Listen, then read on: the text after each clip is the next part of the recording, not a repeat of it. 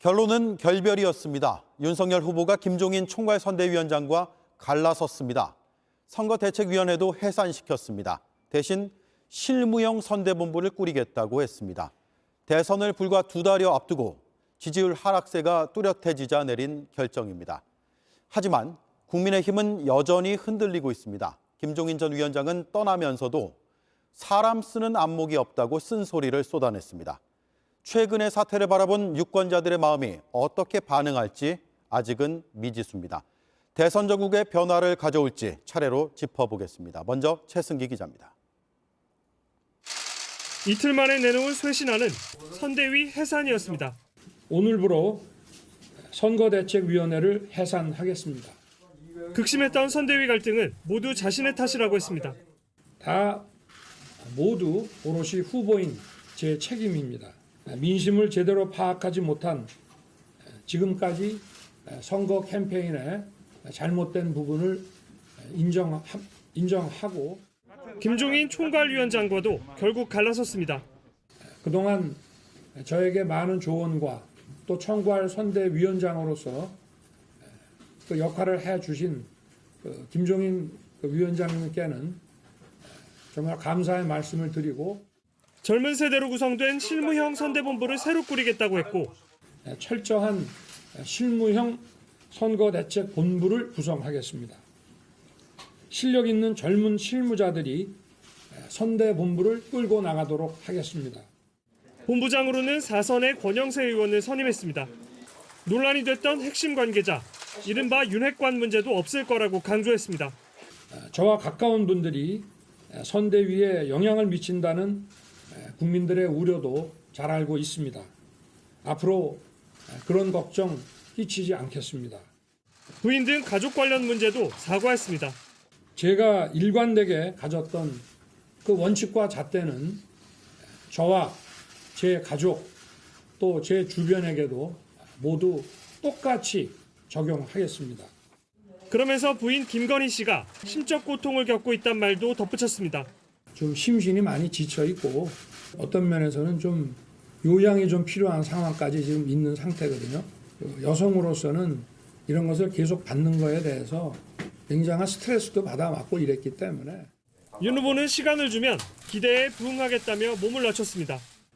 제게 시간을 좀 내주십시오. 국민이 기대하셨던 처음 윤석열의 그 모습으로 돌아가겠습니다. JTBC 최승기입니다. 네, 사실상 경질된 김종인 전 위원장의 마지막 발언들엔 거침이 없었습니다. 윤석열 후보를 윤 씨로 지칭했고 그 정도 정치적 판단 능력이면 더 이상 뜻을 같이 할 수 없다고 했습니다. 배양진 기자입니다. 김종인 전 국민의힘 총괄선대위원장은 불쾌감을 감추지 않았습니다. 후보가 자기 명예에 상당히 상처를 당했다는 식으로 생각하는 것 같은데 난 그런 얘기를 하는 걸 보고서 내가 더 이상 내가 이 사람하고는 뜻이 맞지 않으니까 같이 일할 수가 없다는 내 판단을 한 거예요. 선대위가 기능을 못했다고도 했습니다. 내가 당신네들 대통령 당선시키기 위해서 도와달라고 해서 온 사람이지 내가 개인적으로 당신네들 대통령 되면 내가 무슨 덕을 보려고 온 사람 아닌데 좀 제발 좀 얘기를 하면은 좀 얘기를 좀 듣는 방향으로 가야 할 거 아니냐 이거야. 어? 그렇지 않으면 방법이 없어요. 특히 쿠데타 상황 논란엔 이딴 소리를 하느냐며 목소리를 높였습니다. 무슨 내가 구테타를 했느니 무슨 이딴 소리 한 거 아니야. 이준석이하고 무슨 짜고서 뭘 했느니 이딴 소리를 하는 거야. 나는 그런 소리를 들어가면서까지 내가 도와줄 용의는 전혀 없어요. 이 과정에서 윤 후보를 윤 씨라고 부르기도 했습니다. 내가 사실 이준석 대표를 내가 무슨 감싼다는 이딴 소리를 또 윤석열 주변의 사람들이 한 것 같은데 선대위에 있든 밖에 있든 선거 운동을 열심히 해서 저희 윤석열이를 당선시키도록 하는 것이 네 책무다 하는 것만에 강요를 한 거예요. 윤 후보의 정치적 판단 능력도 문제 삼았고 내가 무슨 목적으로 해서 굳혔다고 했어. 어? 그 정도의 소위 정치적 판단 능력이면은 더 이상 나하고 뜻을 같이 할 수가 없어요. 사람 보는 안목이 없다고도 했습니다. 그 사람들을 어떻게 좀 선택을 해서 쓰느냐 하는 그러한 안목이 있어야지 성공을 할 수가 있는 건데 그런 게 없었으니까 지금 이런 현상이 초래가 된 거예요. 윤 후보가 앞으로도 좋은 조언을 바란다고 했지만 선을 그었습니다. 더 이상 나한테 내가 관심을 가질 일이 아니니까 나한테 더 이상 후보에 대해서는 질문하지 말아요. 다만 후보 교체설에 대해서는 있을 수 없는 일이란 입장을 밝혔습니다. JTBC 배양질입니다. 이른바 윤핵관 3인방도 오늘로 모두 자리를 내려놓게 됐습니다. 장제원 의원은 앞서서 뒤로 물러난 상태였고 권성동 사무총장, 윤한홍 사무부총장이 직에서 물러났습니다. 이들을 정리해야 한다고 했던 이준석 대표는 윤 후보가 다시 인기를 회복할 수 있다며 한층 부드러워졌습니다. 김소영 기자입니다. 이른 새벽 사무총장에서 물러나겠다고 밝힌 권성동 의원. 윤핵관이란 공격에도 말을 아꼈다며 자신의 사퇴로 모든 분열이 사라지길 바란다고 했습니다. 소위 윤석열 후보의 최측근으로 불리는 제가 먼저 솔선수범 책임을 지는 것이 저는 그것이 정치적으로 옳다라고 판단을 했고요. 또 다른 측근으로 알려진 윤한홍 의원도 사무부총장과 선대위직을 내려놨습니다. 윤석열 후보는 더 이상의 윤핵관 논란은 없을 거라고 했습니다. 자리에서 물러나면은 이 선거대책 기구에 어떤 영향을 주거나 하기는 현실적으로 불가능합니다. 앞서 이선 후퇴한 장제원 의원까지 이른바 윤핵관 3인방이 후보 곁을 떠난 가운데 이준석 대표의 거취에 시선이 모였습니다. 윤 후보는 역할을 기대한다고 했습니다. 이준석 대표의 거취 문제는 제 소관 밖의 사항입니다. 대선을 위해서 당 대표로서의 역할을 잘 하실 것으로. 그러자 이 대표도 선대본부 개편을 호의적으로 평가했습니다. 상당한 기대를 가지고 지켜보고 있습니다. 파격적으로 변화를 이끌어 나간다면은 우리 후보가 다시 인기를 많이 회복할 수 있을 것이다. 이 대표를 향한 당내 기류도 다소 누그러진 분위기입니다. 이 대표의 비상식적 궤적을 짚고 가겠다던 중진들은 연석회의를 취소했습니다. 선대위 해체란 위기 상황에서 일단 확전을 경계하려는 움직임으로 보입니다. 다만 이 대표의 선대본부 합류 가능성은 높지 않다는 게 대체적인 전망입니다. 초선 의원들은 총회를 열고 사실상 이 대표를 겨냥한 경고 메시지를 냈습니다. 당내 분란, 배당 행위를 하는 자에 대해서는 우리 초선 의원이 강력한 경고 메시지를 줘야 한다는 의견이 많았습니다. 일괄 사의를 밝힌 원내 지도부에 대해 윤 후보가 재신임을 요청한 가운데 국민의힘은 내일 의원총회를 엽니다. JTBC 김소현입니다. 네, 이렇게 윤석열 후보가 김종인 위원장과 갈라서고 홀로 서기를 택했습니다. 이 선택이 대선에 미칠 파장을 정치부의 김태영 기자와 좀 더 짚어보겠습니다. 윤석열 후보는 언제 결정을 했다고 합니까? 네, 그제 저녁쯤으로 전해집니다. 이 김 전 위원장이 일방적으로 선대위 전면 개편을 발표하고 의원총회에서 후보는 연기만 해달라고 말한 날입니다. 예. 이 발언에 윤 후보가 불쾌감을 드러냈는데 다만 감정적으로 결정한 문제는 아니라고 판단했고 그래서 하루 정도 숙고의 시간을 더 가졌다고 합니다. 예. 결국 선대위를 대폭 축소한다는 원칙을 세웠고 이 과정에서 자연스럽게 김종인 위원장까지 내보내기로 한 겁니다. 연기나 해달라는 발언에서 촉발된 이른바 상황 논란을 사전에 차단하겠다는 판단이 작용한 것으로 보입니다. 예, 김종인 위원장은 밀려난 셈이 됐는데 예. 오늘 발언이 상당히 거칠었습니다. 그렇습니다. 김 전 위원장은 사실상 그동안에 줄곧 삐걱거려 왔다는 점을 인정을 했습니다. 직접 들어보겠습니다. 윤석열 후보가 정치를 처음 해본 사람이고 선거를 처음 해본 사람이니까 무조건 사람만 많이 모이면 좋은 줄 알고 했는데 결과적으로 그게 잘 안 움직여지니까 지금 이런 현상이.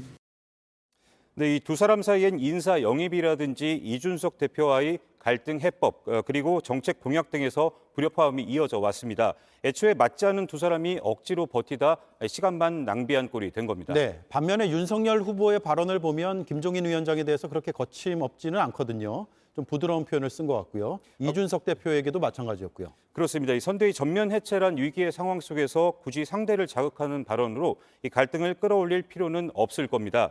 그래서인지 김 전 위원장에겐 고맙고 앞으로도 조언을 잘 부탁한다고 했고 이준석 대표에겐 당 대표로서 역할을 잘 해달라고 당부했습니다. 이 과거는 더 이상 묻지 말고 앞으로 대선 승리에 집중하자는 메시지로 읽힙니다. 네, 선대위원이 아니라 그러니까 선대본부가 되는 예. 거죠. 선대위원회가 아니고요. 그렇습니다. 어떻게 개편이 되는 겁니까? 기존은 위원회급으로 후보 아래 이 총괄, 상임, 공동선대위원장이 있고 아래에 6본부 체제였습니다. 이를 총괄부터 공동선대위원장 자리까지는 없애고 대폭 줄인 본부급 중심으로 운영하는 방안이 현재 유력합니다. 선대본부엔 청년층 참여도 확대될 것으로 보입니다.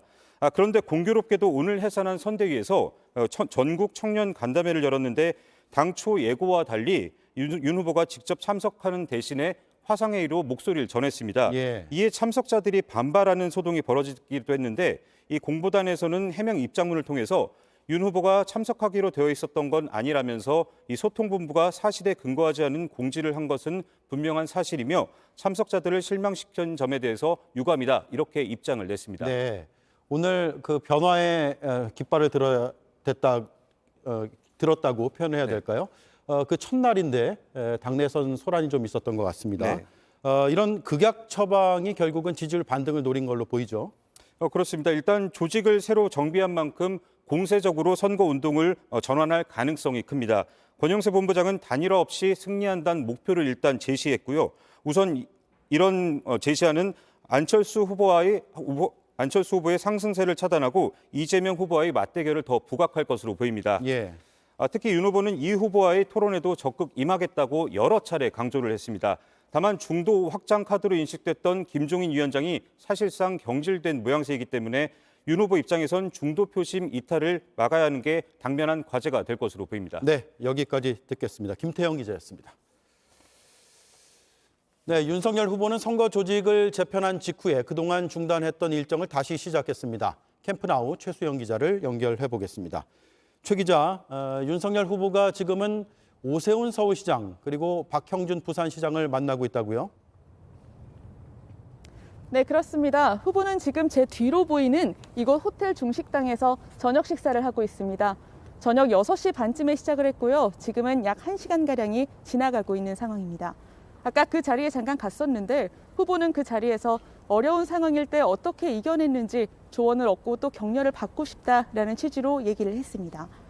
박형준 시장은 부산 시민들도 걱정이 많다라고 말을 했습니다. 후보가 오늘 김종인 위원장과 결별을 한 이후에 국민의힘 지자체장들부터 일단 만난 건데요. 이거에 대해서 후보 측에 물어봤습니다. 그랬더니 위기 상황일 때 함께 힘을 좀 합쳐서 싣고 가자라는 의미라고 얘기를 했습니다. 그래서인지 후보는 오늘 앞선 중소기업인 행사장에서도 앞선 공약들을 강조하면서 표심 잡기에 나섰습니다. 특히 대기업과 중소기업 간의 양극화 해소를 위해서 대통령직 속에 상생위원회를 만들겠다는 약속을 재차 강조했습니다. 예, 윤석열 후보가 그동안 토론을 좀 꺼리는 분위기였는데 이제 이재명 후보와도 토론을 하겠다라고 했죠. 네, 그런데 단순히 하겠다가 아니라 상당히 적극적입니다. 기조가 완전히 달라진 겁니다.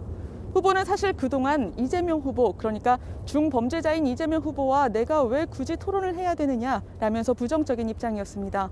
그런데 오늘은 토론 횟수도 늘리고 또 적극 참여하겠다고 했는데 공세로 전환한 겁니다. 한번 들어보시죠. 국민들 앞에서 검증하는데 3회의 법정 토론으로는 부족하다는 생각은 가지고 있습니다. 그것이 아주 효과적인 토론이 될 수 있도록 저희 캠프의 그 실무진들에게 그 법정 토론 이외의 토론에 대한 그 협의에 착수하라고 지시했습니다. 네, 대선 후보 토론을 해야 한다는 국민 여론이 높은 데다가 또 대장동 이슈를 잘만 끌고 가면 오히려 지지율 반등의 기회로 삼을 수 있다는 판단이 깔린 걸로 보입니다. 실제로 취재를 해보니까 선대위 내부에서는 이미 대장동과 관련한 의혹 질문들을 모으는 등 준비에 착수한 상황입니다. 후보는 앞으로도 메시지를 더 적극적으로 낼 예정이라고 하는데요. 기존의 공정과 상식이라는 슬로건 외에 새로운 슬로건을 만들고 또 킬러 콘텐츠로 불리는 공약과 정책을 계속 내놓을 예정입니다. 네, 최수연 기자였습니다.